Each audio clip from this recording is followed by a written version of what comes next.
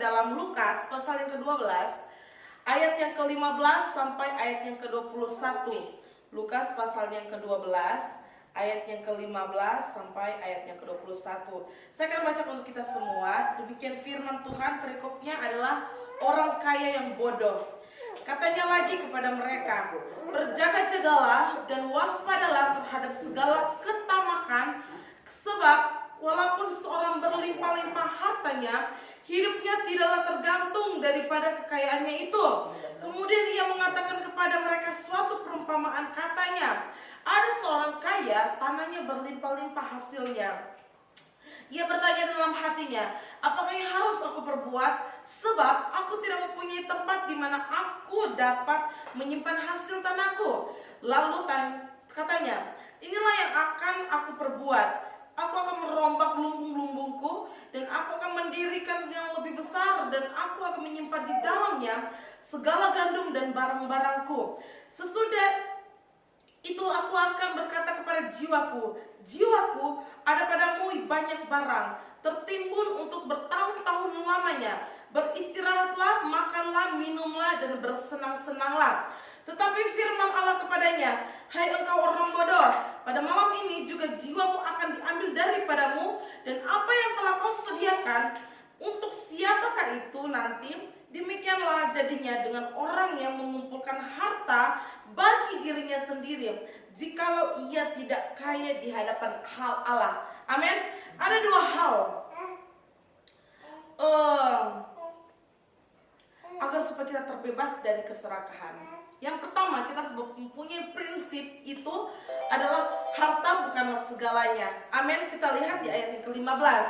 Katanya lagi kepada mereka, berjaga-jagalah dan waspadalah terhadap segala ketamakan. Di sini firman Tuhan sudah mengingatkan pada kita semua jemaat-jemaat yang ada, bagaimana kita harus berjaga-jaga dan waspada atas segala ketamakan, kerakusan atau keserakahan. Dalam tanda kutip serakah.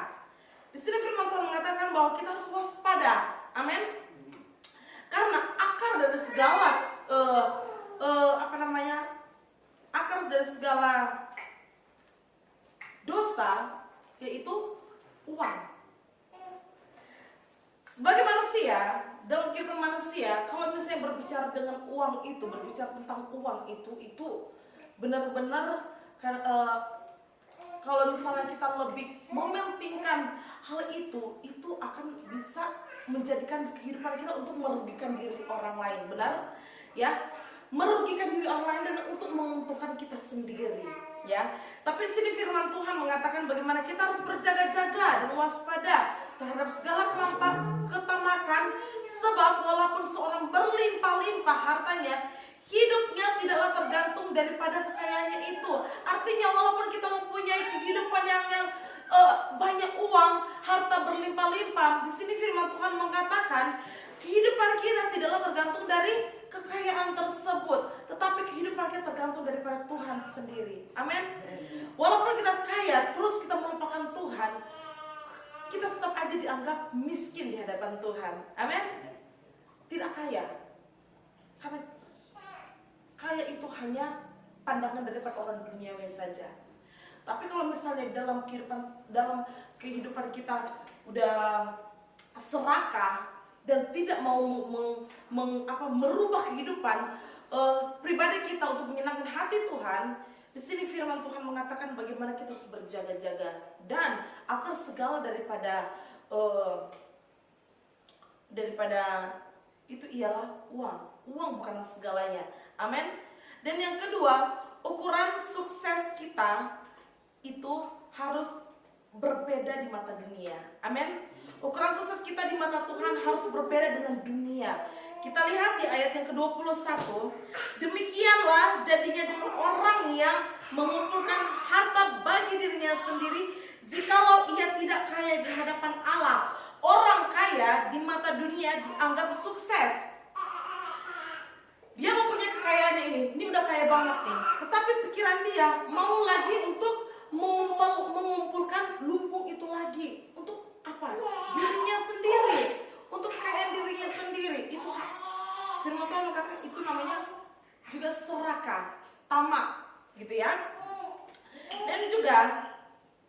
Dan bagaimana Tuhan tidak mau bagaimana kehidupan kita sebagai orang percaya, bagaimana kita orang yang mengikut Tuhan. Kita tidak boleh menjadi seorang yang tamak, seorang yang serakah, seorang yang rakus. Amin. Dan kita mau menjadi seorang yang mau bagaimana selalu menyenangkan hati Tuhan. Haleluya. Di mata Tuhan ini adalah keserakahan. Kenapa? Karena dia fokus di dalam dirinya sendiri. Orang serakah itu, dia itu maunya dirinya sendiri. Serakah itu bukan hanya dalam keuangan juga, bukan dalam hal kekayaan, tetapi serakah waktu. Dia maunya dirinya itu maunya Tuhan memberikan berkat, tetapi dirinya sendiri tidak mau membalas apa yang Tuhan berikan dalam kehidupannya. Serakah. Tuhan bilang dalam ayat firman Tuhan, di dalam ayat Alkitab bilang bagaimana kita harus datang dalam perkumpulan ibadah. Betapa pentingnya kita datang beribadah kepada Tuhan. Tetapi kadang-kadang setiap anak-anak Tuhan yang ada, mereka mau kehidupannya itu tidak mau beribadah, tetapi mau berleha-leha dalam kehidupannya sendiri, dunianya sendiri. Itu yang namanya serakah dalam waktu. Tuhan memberikan kita waktu, Tuhan memberikan kita kesempatan untuk bagaimana kita hidup, tetapi yang dipergunakan oleh manusia adalah mengecewakan Tuhan. Di sini firman Tuhan mengatakan di dalam ayatnya yang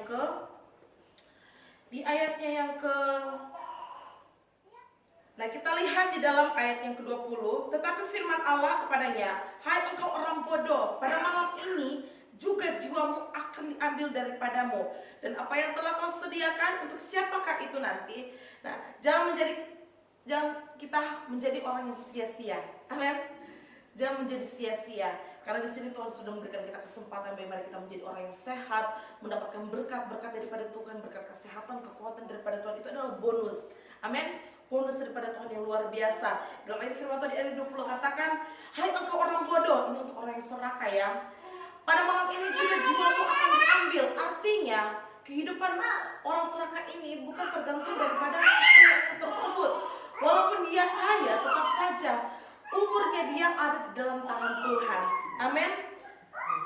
Nah, orang yang serakah terlalu fokus dalam dirinya sendiri, untuk dirinya sendiri dan dirinya sendiri. Kita buka di dalam Amsal pasal yang ke-30. Amsal pasal yang ke-30 ayatnya yang ke-15. Saya akan bacakan untuk kita semua. Si Linta mempunyai 2 anak perempuan, untukku dan untukku. Ada 3 hal yang tak akan kenyang, ada 4 hal yang tak pernah berkata cukup. Orang serakah, mereka tidak mengenal kata cukup. Tetapi orang yang bersyukur kepada Tuhan, ketika Tuhan memberikan berkatnya itu, ya mereka merasakan bagaimana terima kasih Tuhan. Bersyukur apa yang Tuhan memberikan. Amin. Bersyukur atas apa yang Tuhan limpahkan dalam kehidupan setiap orang yang mau bersyukur kepada Tuhan. Lain hal kepada orang yang serakah, orang yang tamak, orang yang rakus, maunya dirinya sendiri. Walaupun dalam suatu pekerjaan banyak sekali yang kejadian yang seperti ini. Pekerjaan apapun itu, entah dia ingin naik jabatan, lalu dia mau mengorbankan temannya hanya untuk dirinya sendiri. Banyak yang terjadi seperti itu ya.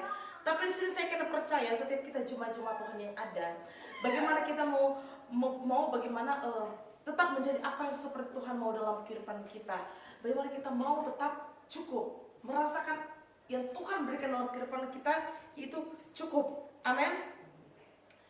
Apa yang menguntungkan bagi dirinya sendiri, orang serakah ini mau berusaha untuk bagaimana dia merebut, walaupun itu bukan hak dia, tapi karena dia serakah, dia ingin merebut suatu hal ini untuk menguntungkan dirinya sendiri.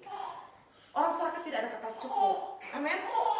Tapi di sini bagaimana kita setiap orang yang percaya harus berani harus mengutamakan dalam kehidupan kita, memprotek kehidupan kita, harus bilang cukup. Amin. Ketika Tuhan memberikan ini cukup. Ketika Tuhan memberikan ini cukup. Puji Tuhan, harus bersyukur. Amin. Haleluya. Dan juga ada 4 hal kunci untuk penangkalan bagaimana kita jangan serakah. Yang pertama, belajar untuk hidup untuk tidak hidup dalam diri sendiri saja. Amin. Dan yang kedua, jangan memperkaya diri sendiri. Haleluya. Jangan mementingkan diri sendiri. Dan 4, belajar menempatkan orang lain lebih utama daripada kita. Filipi pasal yang kedua. Filipi pasal yang kedua. Filipi pasal yang kedua ayatnya yang keempat. Dan janganlah tiap-tiap orang hanya memperhatikan kepentingannya sendiri, tetapi kepentingan orang lain juga. Amin. Jangan seperti koruptor. Ya. Koruptor itu dia mengambil sesuatu hal yang bukan punya dia untuk kepentingan dirinya sendiri. Amin. Belajarlah menjadi seorang pemimpin. Seorang pemimpin itu adalah seorang yang mau mengayomi bawahannya. Amin. Mengayomi bagaimana bawahannya dalam suatu pekerjaan, untuk bagaimana selalu baik. Haleluya.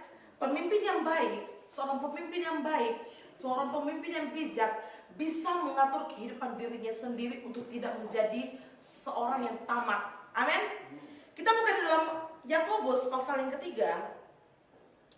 Yakobus pasal yang ketiga, ayatnya yang ke-16. Yakobus pasal yang ketiga, ayatnya yang ke-16. Saya akan baca untuk kita semua. Sebab di mana ada iri hati dan mementingkan diri sendiri, di situ ada kekacauan dan segala macam perbuatan jahat. Orang yang serakah, karena serakah bisa orang berpikir untuk kepentingan sendiri dan bisa menjatuhkan, seperti saya bilang tadi, menjatuhkan orang lain. Akhirnya apa? Ada bentrok, iri hati. Banyak yang seperti itu ya.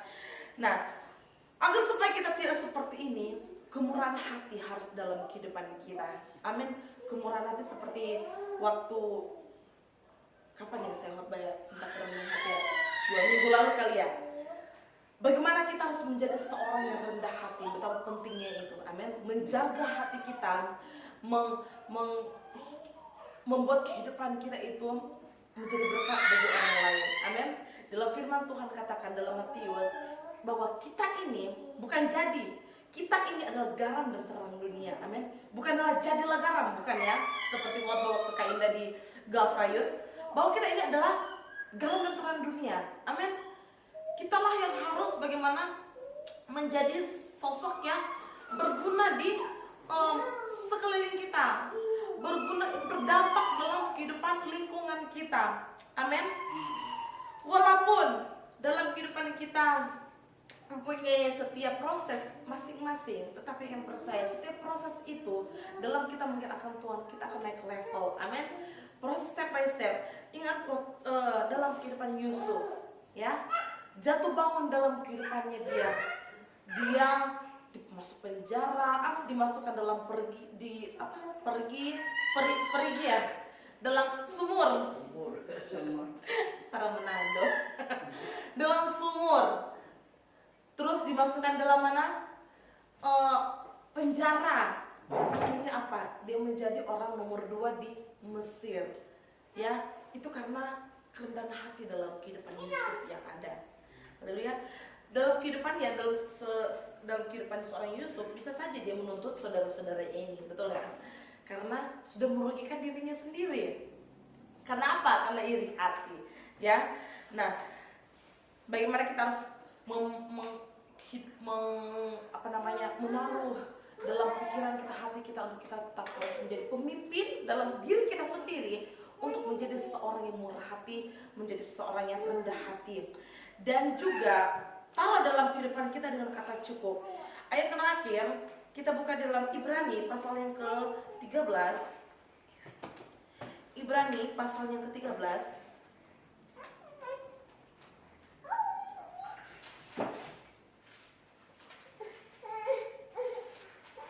Ibrani pasal yang ke-13 ayatnya yang ke-5. Saya akan bacakan untuk kita. Janganlah kamu menjadi hamba uang, dan cukuplah dirimu dengan apa yang ada padamu, karena Allah telah berfirman, aku sekali-kali tidak akan membiarkan engkau, dan aku sekali-kali tidak akan meninggalkan engkau. Amin. Tuhan sudah mengatakan dalam kehidupan kita, belajarlah untuk mengatakan cukup dalam kehidupan kita, bersyukur. Amin. Karena seperti pada saat ini ya, ada isu-isu katanya 2023 akan ekonomi akan turun katanya. Tapi di sini firman Tuhan mengatakan bagaimana kita jangan pernah khawatir. Amin. Tuhan akan memberikan kita cukup. Haleluya. Cukup. Ya, kita tidak akan pernah merasakan kekurangan ketika kita menaruh dalam kehidupan kita, pikiran hati kita dengan kata cukup dan kata bersyukur. Ketika Tuhan memberikan ini dengan kata bersyukur itu, yakin percaya kata bersyukur itu akan mendatangkan mujizat dalam kehidupan kita. Amin. Dengan kata cukup itu Tuhan akan selalu memberkati kita lewat kesehatan kita, lewat kekuatan kita. Amin. Daripada Dialah semuanya. Haleluya. Cukupkanlah diri kita apa yang ada. Apa yang Tuhan kasih, itulah yang ada. Cukup, jangan serakah. Amin. Puji Tuhan. Demikian firman Tuhan pada malam hari ini. Biarlah firman Tuhan menjadi rema dalam kehidupan kita, untuk tetap bersyukur daripada berkat-berkat Tuhan yang ada. Dan kita akan nyanyikan satu pujian penyembahan